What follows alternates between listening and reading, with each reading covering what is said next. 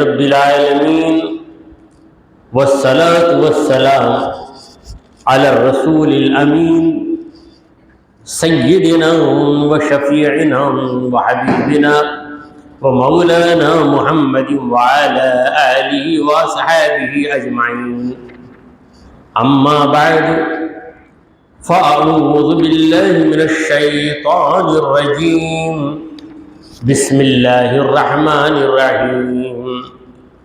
اقترب للناس حسابهم وهم فی غفلة معرضون. صدق اللہ مولانا العظیم. حاضرین محفل، السلام علیکم ورحمۃ اللہ وبرکاتہ. اللہ رب العزت جل وعلا کی ہم پر بے پناہ مہربانی ہے کہ اس نے ہمیں آقائے نامدار احمد مختار مدنی تاجدار دونوں جہاں کے سردار حضرت محمد مصطفیٰ رسول خدا صلی اللہ تعالی علیہ وآلہ وسلم کی بابرکت امت میں پیدا فرمایا. حاضرین محترم، 11ویں شریف کی مصروفیات اور ہمارا سفر بغداد دو وجہ بن گئے. تفسیر قرآن اور درس حدیث کا یہ سلسلہ اسے لمبی چھٹی ملی. جلسوں کو تو چھٹی نہیں ملی، جلسے تو باقاعدہ ہوتے رہے، مگر چونکہ وہ موسمی جلسے، میلاد کا موسم آتا تو میلاد کے بیانات، 11ویں کا موسم آیا تو 11ویں کے بیانات، پھر چھٹی کا موسم آئے گا تو چھٹی کے بیانات ہوں گے. تو جب وہ موسم آتا ہے تو اس موسم میں وہی پھل دینا چاہیے.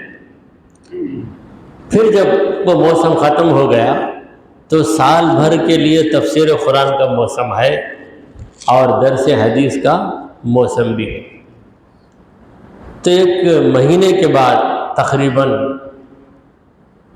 قرآن مجید کی تفسیر کے لیے ہم حاضر ہیں. اسی لیے مجمع خالی خالی نظر آ رہا ہے. کچھ دیر میں امید ہے کہ لوگ آئیں گے. جیسا کہ ابھی نثار بھائی کہہ رہے تھے کہ لوگوں کو دیر سے آنے کی عادت ہوگی. اب عادت میں تبدیلی دھیرے دھیرے ہی ہوگی، گریجولی ہوگا، آل آف اے سڈن نہیں ہوتا. تو پھر جب لوگوں کو پتہ چلے گا کہ ہم دیر سے پہنچتے ہیں تو تفسیر سے محروم ہو جاتے ہیں، تو پھر وہ بھی اپنی عادت کو بنا لیں گے. اور امید ہے کہ آنے والے ہفتوں میں، بلکہ آئندہ ہفتہ، لوگ جب انہیں پتہ چل جائے گا کہ قرآن کی تفسیر 9 بجے شروع ہو جاتی ہے تو دوڑے 9 بجے تک چلے آئیں گے. چلیے، ایک تمہیدی گفتگو تھی میں نے آپ کے سامنے کی ہے. اب ہم جس سورہ کو شروع کرنے جا رہے ہیں وہ سورہ انبیاء. قرآن مجید کا 21واں سورہ ہے، سورۃ الانبیاء، اور اسی سورے سے 17واں پارہ شروع ہوتا ہے. الحمدللہ 16 پارے ہمارے ختم ہو گئے، یعنی قرآن کا نصف، آدھا 15، دوسرے 15 کا پہلا جز ہم نے ختم کر لیا، یعنی 16 ہو گئے. تو اب 14 پارے ہی باقی ہیں ہمارے پاس. تو یہ پارہ نمبر 17، بسم اللہ الرحمن الرحیم. اللہ کے نام کے ساتھ جو بڑا مہربان نہایت رحم کرنے والا ہے. یہ سورہ مکی ہے، سورۃ الانبیاء مکیہ. مکی کا مطلب مکے میں اتارا گیا سورہ. مدنی وہ سورہ جو مدینے میں اتارا گیا. مگر سورہ کے نزول کو، سورہ کے اترنے کو سرکار دو عالم صلی اللہ علیہ وسلم کی سکونت سے نسبت ہے۔ یعنی ہمارے حضور جب تک مکے میں رہے اترنے والا قرآن مکی قرآن کہلائے۔ جب ہمارے نبی مدینے میں آ گئے، مدینے میں ہمارے نبی نے سکونت اختیار کی، تو اس کے بعد اترنے والا قرآن مدنی قرآن کہلائے۔ دیکھیں انسان مدراس میں ہو تو مدراسی، حیدرآباد میں ہو تو حیدرآبادی، بنگلور میں ہو تو بنگلوری، مکے میں ہو تو مکی، مدینے میں ہو تو مدنی۔ تو ہمارے حضور صلی اللہ علیہ وسلم مکی جب تک مکے میں تھے، جب مکے کو ہمیشہ کے لیے چھوڑ کر مدینے میں آپ نے رہائش اختیار کر لی تو آپ مدنی بن گئے۔ مگر لطف کی بات یہ ہے کہ صاحب قرآن جب تک مکی رہے قرآن بھی مکی رہا، اور صاحب قرآن جب مدنی بن گئے تو قرآن بھی مدنی بن گیا۔ پروردگار نے قرآن کو بھی دو حصوں میں تقسیم کر دیا، کیونکہ میرے نبی کی رہائش کی دو شانیں ہیں۔ یہ شان ہے میرے نبی کی رہائش کی کہ آپ مکی ہیں، اور دوسری شان میرے نبی کی رہائش کی یہ ہے کہ آپ مدنی ہیں۔ تو میرا نبی جہاں رہے گا قرآن وہاں اترے گا۔ ہم نے موسیٰ کو کتاب دینے کے لیے طور پہ بلایا، لیکن محمد کو قرآن ہم نے اسی جگہ دے دیا جہاں پہ محمد رسول اللہ صلی اللہ علیہ وسلم موجود تھے۔ بازار میں رہے تو بھی قرآن اترا، میدان جنگ میں رہے قرآن اترا، حجرہ عائشہ میں رہے تو قرآن اترا، چلتے رہے قرآن اتر گیا، سواری پہ بیٹھے قرآن اتر گیا۔ یعنی نزول قرآن کے لیے محمد مصطفیٰ صلی اللہ علیہ وسلم پر کوئی شرط عائد نہیں کی جائے۔ حضور اکرم صلی اللہ علیہ وسلم کو کسی قانون کا پابند نہیں بنایا جائے، جبکہ موسیٰ علیہ السلام کو قانون کا پابند بنایا گیا۔ موسیٰ علیہ السلام کو بلایا گیا کہ طور پر آؤ، پہاڑ پہ آؤ، وہاں ہم تمہیں توریت دیں گے۔ تو موسیٰ علیہ السلام توریت کی تختیوں کو لے کر آئے، دیکھا کہ قوم بگڑی ہوئی، اور رسول کریم صلی اللہ علیہ وسلم کی شان ہی نرالی ہے، تمام نبیوں سے آپ ممتاز۔ تو یہ سورہ مکی اس لیے کہ ہجرت سے پہلے یہ سورہ نازل ہو۔ ہمارے حضور صلی اللہ علیہ وسلم کب تک مکی تھے؟ ہجرت کے پہلے تک۔ جو ہی ہجرت واقع ہوئی حضور مدینہ پہنچ گئے تو حضور اکرم صلی اللہ علیہ وسلم مدنی کہلائے۔ تب سورہ انبیاء، اس کے اندر 7 رکوع ہیں اور 112 آیتیں ہیں۔ پروردگار عالم فرما رہا ہے اقترب للناس حسابہم، لوگوں سے ان کا حساب قریب آ گیا۔ حساب سے مراد اعمال کا حساب، نیکیوں کا حساب، گناہوں کا حساب، کرتوت کا حساب، ہماری زندگی کا حساب، لوگوں کا حساب قریب آ گیا۔ وہم فی غفلہ، حالانکہ لوگ غفلت میں پڑے ہوئے۔ امتحان کا وقت آ گیا مگر اسٹوڈنٹ ابھی سو رہا، 10 بجے امتحان ہے، 9:50 کو بھی سو رہا۔ یہ حال ہے ہمارا۔ کب ہمارا وقت آئے کسی کو پتہ نہیں ہے، کیونکہ ہم ایسے مسافر ہیں کہ ہماری منزل کب آئے گی ہمیں پتہ نہیں۔ دنیا میں لوگ سفر کرتے ہیں، انہیں پتہ ہے کہ 10 بجے ہماری منزل آئے گی، 12 بجے ہماری منزل آئے گی، اس وقت ٹرین اسٹیشن پر پہنچ جائے گی، اس وقت فلائٹ لینڈ ہونے والی ہے، اس وقت بس اپنے اسٹینڈ میں جا کر پہنچ جائے گی، ایک اندازہ لگا ہے۔ مگر ہماری یہ زندگی کی گاڑی کب آف ہو جائے گی، کب رک جائے گی، اس کی ہمیں خبر نہیں۔ مگر لوگوں کے اندر ایسی امید ہے کہ ہر ایک کے بھول گیا ہے کہ اس کی موت آج بھی آ سکتی ہے، کل بھی آ سکتی ہے۔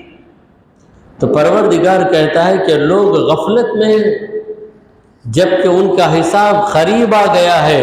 معرضون، لوگ منہ پھیرے ہوئے، یعنی ان کی توجہ نہیں ہے، آخرت کی طرف ہماری توجہ نہیں ہے۔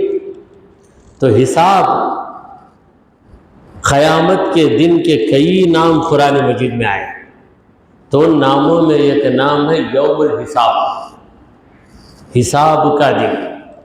تو حساب کا دن آنے والا ہے، یقینی ہے، اور وہ قریب ہے۔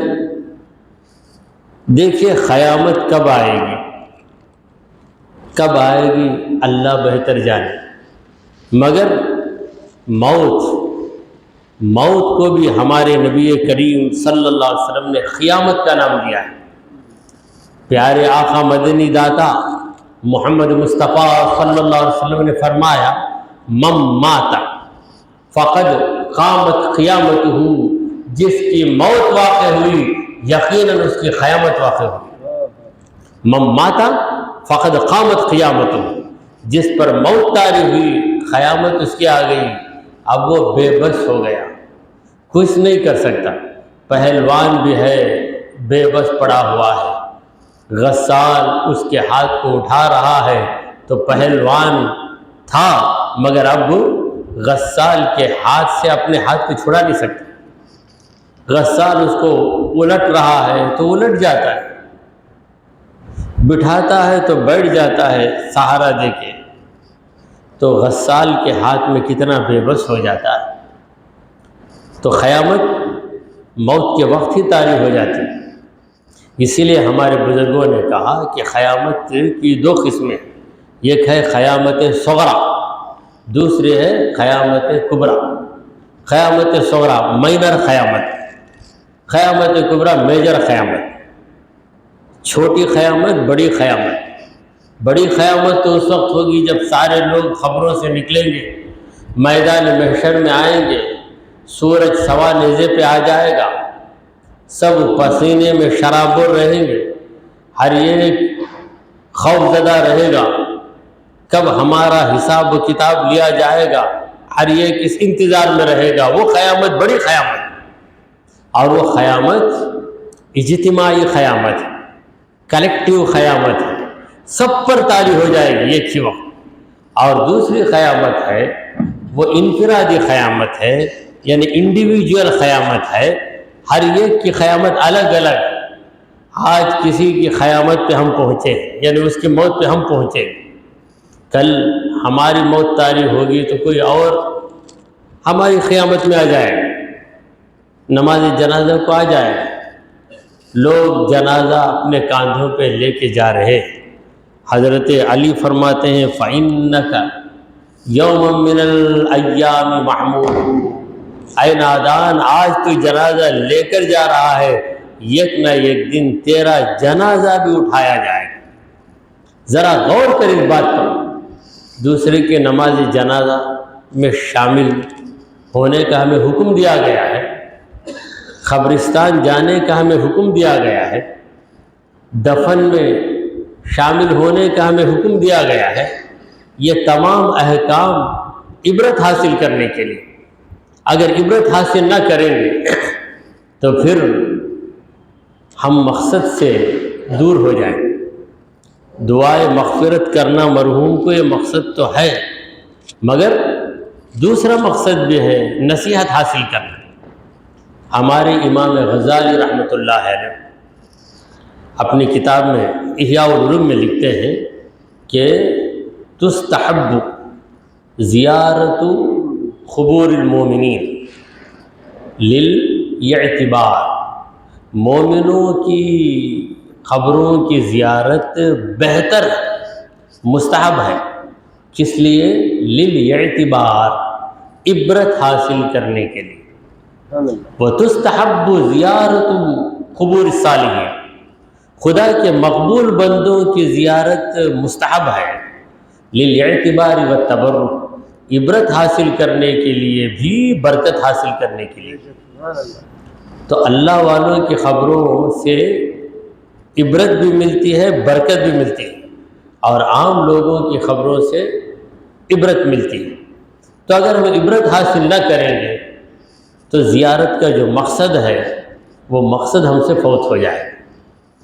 تو قیامت کا دن جسے حساب کا دن کہا گیا ہے وہ لوگوں سے قریب ہو گیا، یعنی یہ کہ ایک دن گزرتا ہے تو قیامت کا دن اتنا ہی ہم سے قریب ہوتا جاتا ہے۔ دیکھیے ہم سفر پہ نکلتے ہیں، عمرے کے لیے جاتے ہیں یا کسی بھی زیارت کے لیے جاتے ہیں، پیکیج ہے 15 دن کا، یہ ایک دن گزرتے ہیں ہم کہتے ہیں اب 14 دن، صرف 13 دن باقی ہے، 3 دن گزر گئے تو ہم کہتے ہیں بھائی اب صرف 12 دن باقی ہے۔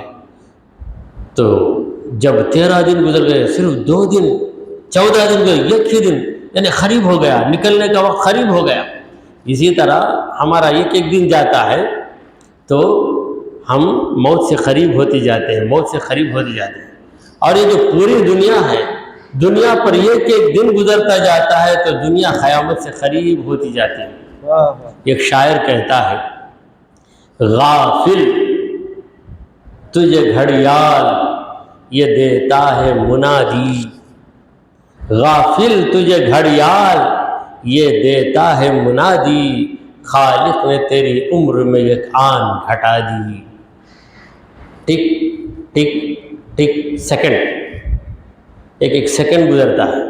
سیکنڈ کیا ہے؟ فرسٹ چلے گیا، سیکنڈ آ گیا، اسی لیے ہم نے اس کا نام ہی سیکنڈ رکھا ہے۔ فرسٹ چلے گیا، سیکنڈ آیا، سیکنڈ کے بعد تھرڈ نہیں، اسے بھی سیکنڈ بولتے، کیونکہ جو سیکنڈ تھا وہ فرسٹ بن کے چلے گیا۔ تو ایک سیکنڈ جاتا ہے تو ایک لمحہ زندگی میں کٹتا چلا جاتا ہے، کٹتا چلا جاتا ہے، ایک لمحہ نکلتا جا رہا ہے۔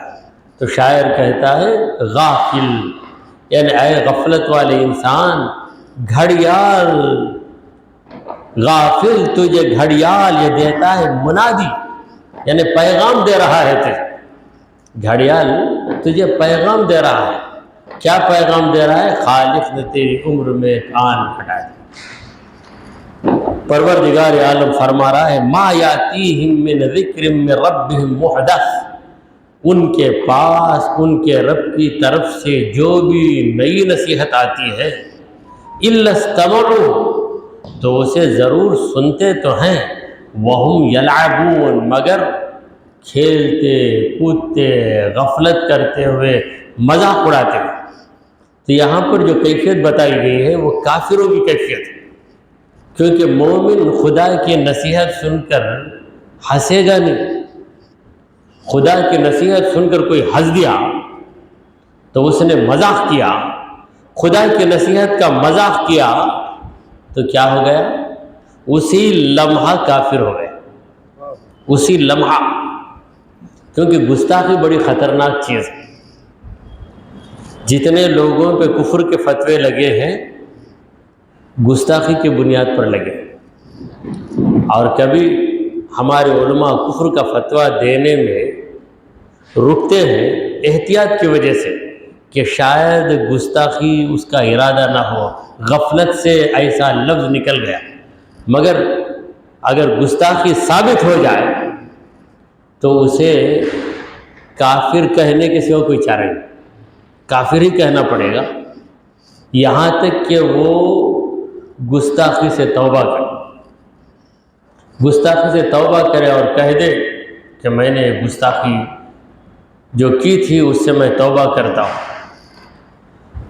تو اللہ تبارک و تعالیٰ کا کوئی بھی حکم، مثلا اللہ نے کہا وَأَقِيمُوا الصَّلَاةَ، نماز قائم کرو، یہ پڑھ کر آپ کسی کہہ دیں دیکھو بھائی اللہ نماز قائم کرو یہ حکم دیا ہے، وہ سن کے ٹھٹا مارتا، یہ ہنستا، پھر نماز کہتے، پڑھنا کہتے، قائم کرنا کہتے، بولتے ہی کافر ہو جاتے، کیونکہ وہ اللہ کے حکم کا مذاق اڑا رہا۔ اللہ کے حکم کا مذاق اڑانا یہ مومن کا شیوا نہیں، یہ کافر کی علامت ہے۔ تو پروردگار عالم کافروں کی بات یہاں پہ کر رہا ہے کہ ما یاتیہم من ذکر من ربہم، ان کے رب کی طرف سے کوئی بھی نصیحت ان کے پاس آئے۔ یہاں جو ذکر کا لفظ ہے ذکر کا معنی ہے نصیحت، ذکر کا معنی ہے یاد کرنا، اور نصیحت کو بھی ذکر کہتے ہیں، کیونکہ ایک ہی لفظ کے کئی معنی ہوتے ہیں۔ یہ زبان کی وسعت، زبان کی کشادگی ہے کہ ایک ہی لفظ میں کئی مطلب ہوتے ہیں، اور دو الگ الگ مطلبوں میں ایک تناسب بھی ہوتا ہے، کنیکشن بھی ہوتا ہے۔ تو ذکر کا معنی نصیحت، ذکر کا معنی ہے یاد، یعنی جب نصیحت ہوتی ہے، ملتی ہے انسان کو، تو اسے اپنی غلطی یاد آ جاتی ہے۔ تو دونوں معنوں کے اندر نسبت دیکھیے، دونوں معنی الگ الگ ہونے کے باوجود ایک دوسرے سے ریلیٹڈ ہوں گے، ایک دوسرے سے ملے جلے ہوں گے۔ تو ان کے رب کی طرف سے جب بھی نصیحت آئی، اور وہ نصیحت کیا ہے؟ محدث کا معنی ہے نئی نصیحت۔ پرانی نصیحتوں کا تو ظالموں نے مذاق اڑایا ہی ہے، نئی نصیحت، نیا حکم اترتا ہے اللہ کا حکم جو اترتا تھا اس کا وقت ختم ہو گیا۔ کب تک اللہ کے احکام اترتے رہے؟ جب تک ہمارے پیارے آقا مدنی داتا محمد مصطفیٰ صلی اللہ علیہ وسلم اس دنیا میں اپنی ظاہری حیات کے ساتھ رہے۔ جب سرکار دو عالم صلی اللہ علیہ وسلم کا وصال ہو گیا تو نہ قرآن اترے گا، نہ کوئی نیا حکم آئے گا، اور نہ شریعت کے تکمیلے کی ضرورت رہے گی، شریعت مکمل ہوگی۔ اللہ تبارک و تعالیٰ نے کہا الیوم اکملت لکم دینکم، الیوم آج، اکملت میں پورا کر دیا، لکم دینکم تمہارے لیے تمہارے دین کو پورا کر دیا۔ یہ آیت سن کر اکثر صحابہ خوش ہو گئے، دین مکمل ہو گیا۔ حضرت ابوبکر صدیق رضی اللہ عنہ رو رہے ہیں، بے اختیار رو رہے ہیں۔ سب کو تعجب ہوا، کیوں رو رہے ہیں؟ کہنے لگے میرے نبی کے جانے کی مجھے بو آ رہی ہے، جب دین پورا ہو گیا تب نبی کیوں رہیں گے ہمارے ساتھ؟ دین پورا ہو گیا تب کوئی حکم اترنے والا نہیں، پورا کب ہوگا؟ تفسیر پوری کب ہوگی؟ اس وقت ہوگی جب ہم آخری آیت پہ پہنچ جائیں۔ جب آخری آیت پہ پہنچ گئے، تفسیر ختم ہو گئی، تو اب دوبارہ تفسیر کی جائے گی، لوگوں کو ضرورت ہے، مگر شریعت ایک ہی بار اترتی ہے، دین ایک ہی بار اترتا ہے۔ دین دھیرے دھیرے اترتا رہا، دھیرے دھیرے اترتا رہا۔ دین جو دھیرے دھیرے اترا، یہ دین کی مجبوری نہیں ہے، لوگوں کی مجبوری ہے، کیونکہ لوگ گناہوں میں ایسے ملوث ہو چکے تھے کہ انہیں یک دم دین کی پابندی بھاری تھی۔ تو اللہ تبارک و تعالیٰ نے بتدریج، جسے کہتے ہیں گریجولی، بتدریج اللہ تبارک و تعالیٰ نے لوگوں کی اصلاح کی ہے۔ تو بہرحال جب بھی دین کا کوئی حکم اترتا، اللہ کی نصیحت اترتی، الا استمعوہ، تو یہ لوگ ضرور اسے پوری توجہ کے ساتھ سنتے ہیں، توجہ کے ساتھ سنتے ہیں، مگر دل میں احترام نہیں۔ وہم یلعبون، وہ کھیلتے، کھیلنا، اس کے بھی دو معنی ہیں۔ ایک تو کھیلنا ہے، جیسے فٹ بال کھیلنا ہے، والی بال کھیلنا ہے، یا کوئی بھی قسم کا کھیل جسے گیم کہتے ہیں۔ اور دوسرا کھیلنا جو ہے حقیقت کے ساتھ کھیلنا، ٹکرانا، جس میں بے ادبی ہوتی ہے، بے حرمتی ہوتی ہے، گستاخی ہوتی ہے۔ ہمارے بڑے لوگ کہتے ہیں بھائی کسی کے ساتھ بھی کھیلتا ہے کھیل لے، اللہ والے کے ساتھ مت کھیل۔ تو یہاں کھیلنے کا مراد کیا ہے؟ گیم کھیلنا نہیں ہے، بے ادبی کرنا۔ اللہ والے کے ساتھ مت کھیل، یہ کھیل بہت بھاری پڑ جائے۔ دنیا کی باتوں میں کھیل، مگر دین کے معاملے میں مت کھیل۔ دین کے معاملے میں کھیلے گا تو پھر تیرا خاتمہ کفر کی حالت پہ ہو جائے۔ خاتمہ کفر کی حالت پہ ہوگا، مگر جس لمحہ دین کے ساتھ ہنسی مذاق کیا اسی لمحہ کافر بن گیا۔ رمضان کی کوئی توہین کیا، توہین کرتے بولے کیا بھائی رمضان ایک ملا کہ اللہ کو روزہ رکھنے کے لیے دوسرا مہینہ نہیں کیا، اس قسم کی باتیں کیا تو مفتیان کرام فتویٰ صادر کر دیں گے کہ وہ دین اسلام سے باہر ہو گئے۔ بے حرمتی یہ بڑی خطرناک چیز ہے۔ دیکھیے حضرت عمر اور ابو جہل دونوں کا نام عمر تھا۔ سرکار دو عالم صلی اللہ علیہ وسلم نے بھی عجیب دعا مانگی۔ حضور نے کہا اللہم اعز الاسلام بعہد العمرین، اے اللہ مکے میں 2 عمر ہیں، 2 عمر میں کسی ایک عمر کے ذریعے دین کو طاقت دے، 2 میں ایک۔ اگر حضور چاہتے تو یوں بھی دعا کرتے دونوں عمر کو اے پروردگار دونوں عمر کو اسلام میں داخل کر دے، مگر 2 میں سے ایک حضور اکرم صلی اللہ علیہ وسلم خود اپنی دعا میں فیصلہ کرتے ہیں کہ ایک عمر میرا رہے گا، دوسرا عمر میرا دشمن رہے گا۔ تو حضرت عمر بن خطاب کو توفیق ملی، عمر بن ہشام کو توفیق نہیں ملی۔ کیوں؟ حضرت عمر نادان تھے، گستاخ نہیں تھے۔ انہوں نے اسلام کے خلاف جو بھی کہا نادانی کی وجہ سے کہا، گستاخی کی وجہ سے نہیں کیا۔ مگر ابو جہل نے جو بھی کیا گستاخی کی بنیاد پہ کیا۔ گستاخی اس کے مزاج میں تھی، بے ادبی، بے حرمتی۔ دیکھیے فرعون، یہ بھی بڑا بے ادب تھا۔ فرعون نے ایک بار کہا ذرونی اقتل موسیٰ فلیدع ربہ، مجھے چھوڑو میں قتل کرتا ہوں موسیٰ کو، فلیدع ربہ، وہ اپنے رب کو بلا کر دیکھ لے۔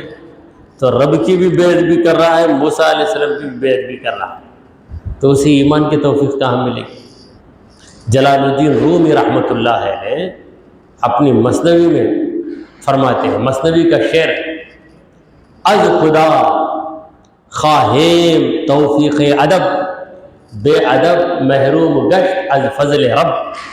ہم اللہ تعالیٰ سے ادب کی توفیق مانگ رہے ہیں، از خدا خواہیم، خدا سے ہم طلب کر رہے ہیں توفیق ادب، ادب کی توفیق مانگ رہے ہیں۔ کیوں؟ بے ادب محروم گشت از فضل رب، بے ادب رب کے فضل سے پہلے ہی محروم ہو گئے۔ ابلیس پر رب کا فضل نہیں ہوا کیونکہ وہ بے ادب تھا۔ آدم علیہ السلام کی بے ادبی اس نے کس انداز میں کی؟ کہا ما کنت لاسجد لبشر خلقتہ من طین، یہ پتلا آدم کا مٹی سے بنا ہے، میں اس پتلے کو سجدہ نہیں کروں۔ تو آدم علیہ السلام کے جسم کی گستاخی کیا، تو اس گستاخی کی وجہ سے اسے توفیق نصیب نہیں ہوئی۔ تو پروردگار کہتا ہے کہ یہ کافر میری نصیحتوں کو، میرے نبی کی باتوں کو توجہ سے سنتے ہیں، لیکن ان کی توجہ کا مقصد بھی غلط مقصد ہے۔ کوئی بیان کو آتا نصیحت حاصل کرنے کے لیے، کوئی بیان کو آتا غلطی پکڑنے کے لیے، پورا غور سے سنا بھائی، بیکار ہوگا بھائی سن کر، یہ گھنٹہ سنا کیا بھی بیکار ہوگا، یا کیا یہ غلطی بھی ملی، غلطی ملتی تو پکڑ کو لڑنا چاہا میں ہوا نہیں نا، برابر کر لے کو جاتے بیان میں، یہاں سے بھی اٹکیں گے کیا، وہاں سے بھی اٹکیں گے کیا، دیکھ کیا بھی ہوا، نیکسٹ بیان میں جا کوئی دیکھنا کوشش کر، چاہتے بھی کرے بولے تو لڑیں گے۔ تو وہ مقصد سے بھی چند لوگ آتے ہیں، اور بعض لوگ علم حاصل کرنے کے لیے آتے ہیں۔ تو یہ کافر قرآن کی آیتوں کو پوری توجہ کے ساتھ سنتے تھے۔ کیوں سنتے تھے؟ کوئی خامی نکل جائے تو اس کا خوب چرچا کریں گے، اتنا چرچا کریں گے کہ لوگوں کے دلوں میں بدگمانی پیدا ہو جائے، اور جو قرآن کو ماننے والے ہیں وہ بھی سوچنے لگ جائیں مگر خدا کا کرم، خدا کی اتاری گئی چیز میں کون نقص بتا سکتا ہے؟ خدا کے محبوب میں کون نقص بتا سکتا ہے؟ کوئی بھی نقص بتا نہیں سکتا، نہ اب تک کوئی بتا سکا اور نہ کبھی کوئی بتا سکتا ہے۔ بہرحال قرآن مجید کی تفسیر سے فارغ ہو کر اب ہم درس حدیث کی طرف چلتے ہیں۔ مسلم شریف کی حدیث ہے، صحیح مسلم میں امام مسلم رحمۃ اللہ علیہ اس حدیث کو نقل کرتے ہیں۔ وعن بریدہ قال، حضرت بریدہ رضی اللہ عنہ روایت کرتے ہیں، حضرت بریدہ ایک صحابی ہیں، انہوں نے کہا کان رسول اللہ صلی اللہ علیہ وسلم یعلمهم اذا خرجوا الى المقابر، جب لوگ قبرستان کی طرف جاتے تو حضور اکرم صلی اللہ علیہ وسلم لوگوں کو سکھاتے تھے۔ کوئی حضور سے آگے کہتا ہے کہ میں قبرستان کو جا رہا ہوں، قبرستان کو مقابر، کیونکہ قبرستان میں یہ قبر نہیں کئی بھی قبریں ہوتی، تو جگہ کو ہم استان کہتے ہیں، قبر رہنے کی جگہ قبرستان۔ تو قبرستان کو جب لوگ جاتے، سرکار دو عالم صلی اللہ علیہ وسلم لوگوں کے ساتھ چلتے، یا لوگ حضور سے اجازت لے کر قبرستان کو جاتے، یا کوئی حضور سے کہتا کہ میں میرے باپ کی خبر ہے، میرے بھائی کی خبر ہے، قبرستان جا رہا ہوں، تو حضور اکرم صلی اللہ علیہ وسلم اہتمام کے ساتھ سکھاتے تھے۔ وہ کیا سکھاتے تھے؟ حضور اکرم صلی اللہ علیہ وسلم فرماتے تھے کہ السلام علیکم اہل الدیار من المؤمنین والمسلمین، جب تم قبرستان جاؤ تو سلام کرو اہل قبور کو، اور سلام کے الفاظ السلام علیکم، سلامتی ہو تم پر۔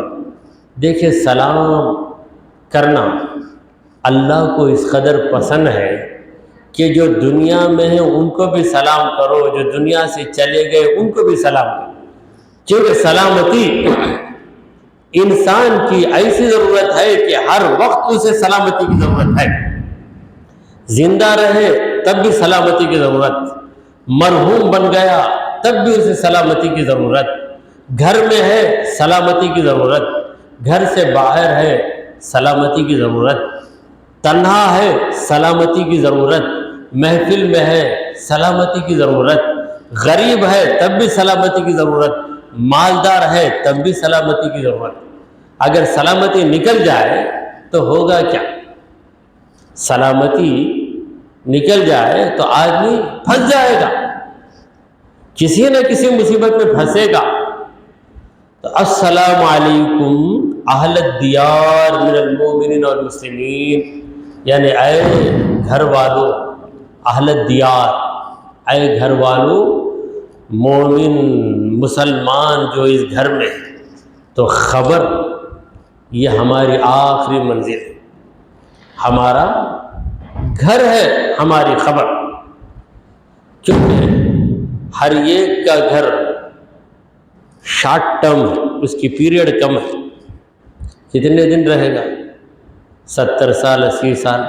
کوئی خاص اپنے باپ کے مکان میں پیدا ہوا، 70 سال یا 80 سال اس کی عمر رہی تو اتنے دن اسی گھر میں رہا، مگر اس کی جو سکونت ہے، اس کی جو رہنے کی مدت ہے وہ محدود ہے، لمیٹڈ ہے۔ مگر قبر میں جانے والے کتنے سال قبر میں رہیں؟ تو قبر ہماری آخری منزل ہے. اس منزل میں پہنچنے کے بعد تبادلے کی بات نہیں، ٹرانسفر ہونے کا ہی نہیں ہے، وہیں پہ رہ جانا ہے. دنیا کے اے مسافر منزل تیری خبر، شاعر کہتا ہے دنیا کے اے مسافر منزل تیری خبر ہے، طے تو جو کر رہا ہے 2 دن کا یہ سفر، لمبا سفر نہیں. تو جب قبرستان جاؤ تو سلام عرض کرو. دیگر حدیثوں میں دوسری دعائیں بھی. سرکار دو عالم صلی اللہ علیہ وسلم کسی خاص دعا کے پابند نہیں، جس وقت جو دعا جس کو سکھانا چاہے سکھا دیتے. اب ہم کسی بھی دعا کو یاد کر لیں گے تو سنت ادا ہو جائے. حضور کو پابندی نہیں، ہم شریعت کے پابند ہیں. ہم شریعت کے پابند ہیں، نبی شریعت کے پابند نہیں، شریعت نبی کی پابند. جو نبی کہہ دے وہ شریعت، جو شریعت کہے اس پہ ہم کو عمل کرنا چاہیے. شریعت جو کہے گی اس پہ ہم عمل کریں. نبی جو کہہ دیں گے نبی کی بات ہی شریعت بن جائے. دیکھیے نمازیں 5 فرض ہوئی. کب فرض ہوئی 5 نمازیں؟ 50 نمازیں تھیں،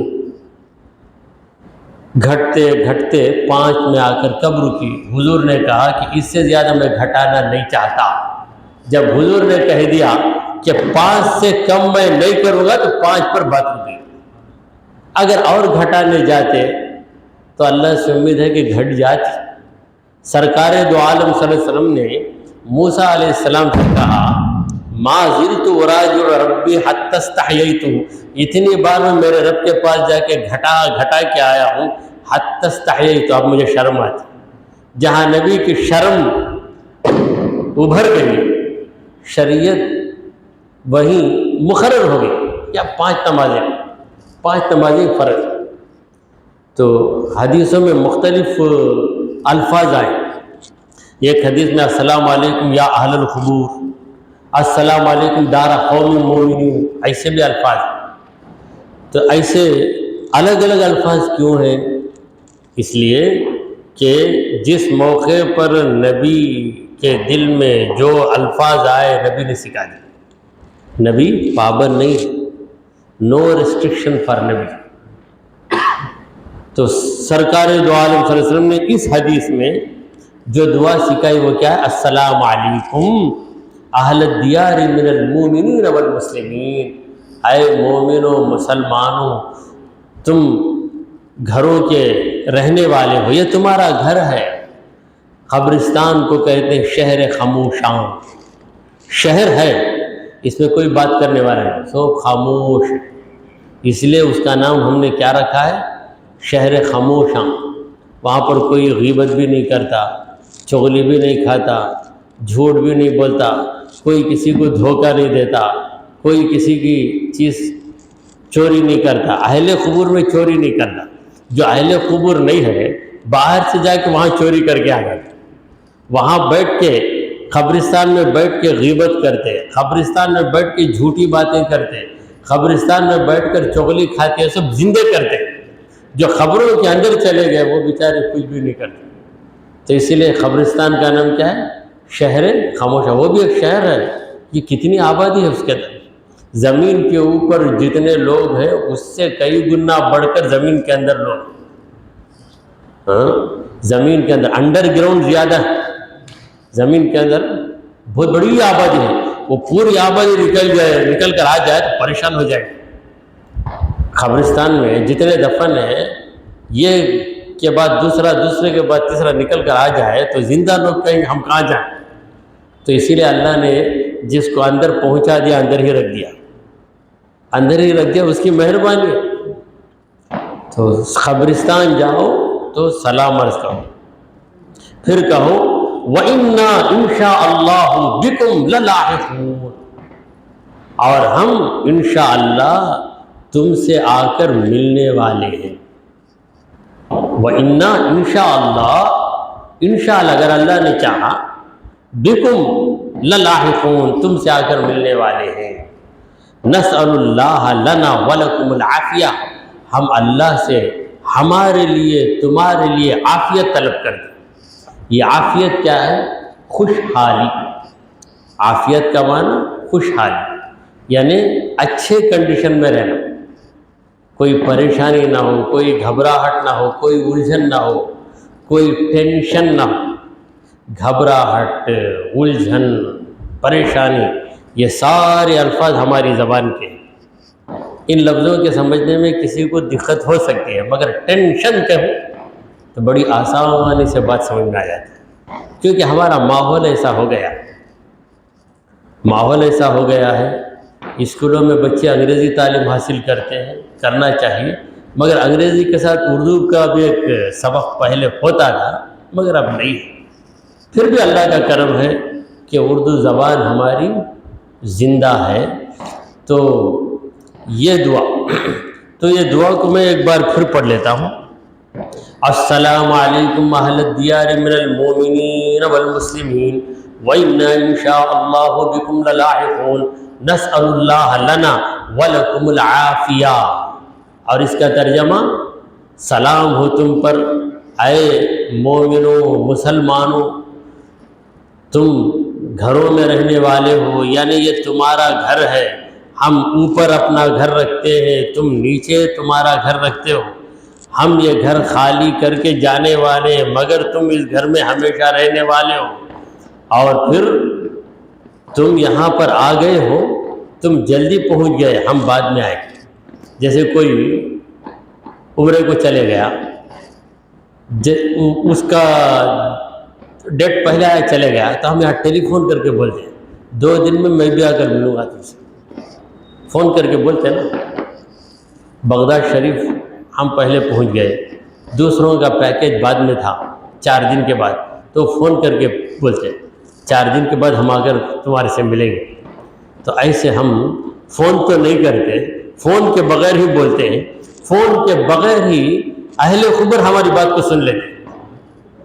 وَإِنَّا إِن شَاءَ اللَّهُ بِكُمْ لَلَاحِقُونَ، انشاءاللہ ہم تم سے آ کر ملنے والے ہیں۔ یہ سمجھ کر بولنا، بولتے وقت یقین رکھنا کہ ہم بھی اس منزل میں آنے والے ہیں۔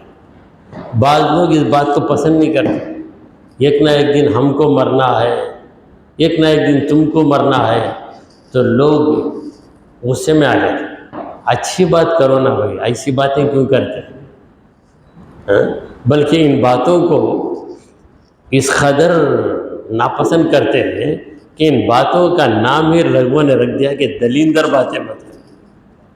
موت کی بات آتے ہیں، کہتے ہیں شٹ اپ یور ماؤتھ، وہ بات مت کرو، اچھی بات کرو۔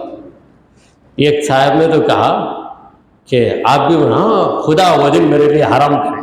کیسا حرام ہوگا وہ دن؟ وہ دن آ کر ہی چکے گا۔ اللہ کا وعدہ ہے کل نفس ذائقۃ الموت، ہر نفس موت کا مزہ چکھنے والا ہے۔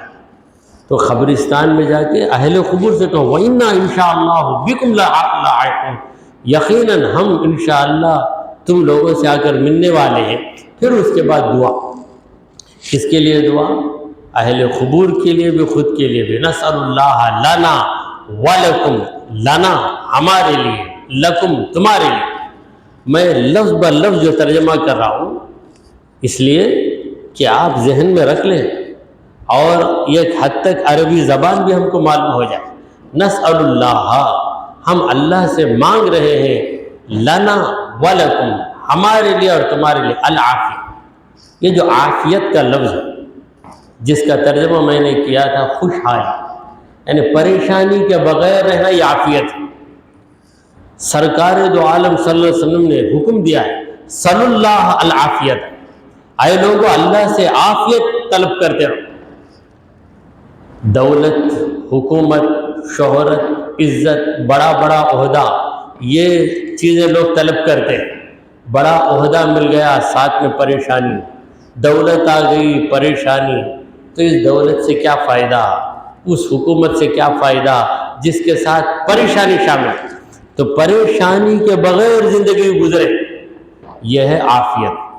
تو عافیت حقیقت میں اللہ والوں کو نصیب ہوتی ہے، کیونکہ جب انسان کو پریشانی ہوتی ہے تو انسان ڈر جاتا ہے، یا غمزدہ ہو جاتا ہے۔